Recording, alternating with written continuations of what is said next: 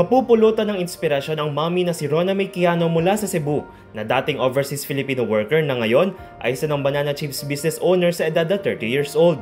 Nagsimula maging OFW si Rona taong 2021 sa Abu Dhabi kung saan aminado ito na mahirap mawalay sa kanyang anak at asawa at mas mahirapan dahil sa naranasang verbal abuse sa kanyang manager.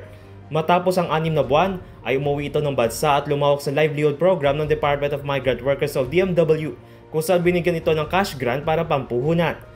Kasama ang kanyang ipon ay inilunsad dito ang Genricas Homemade Banana Chips noong 2023. Sa pagsisimula ay kumikita ito ng 1,000 hanggang 1,700 kada linggo, pero ngayon ay kumikita na ito ng hindi bababa sa 1,000 kada araw. Patunay na dahil sa determinasyon at kasipagan ay kaya mong maabot ang iyong pangarap at matulungan ang iyong pamilya. Sa ngayon ay tinitinda na sa 323 na convenience store sa Cebu ang produkto ni Rona na banana chips at lumalahok din sa trade fairs upang mas maipromote ito. Para sa DZRH TV, ito si Dustin Bayog. Una sa Pilipinas, una sa Pilipino.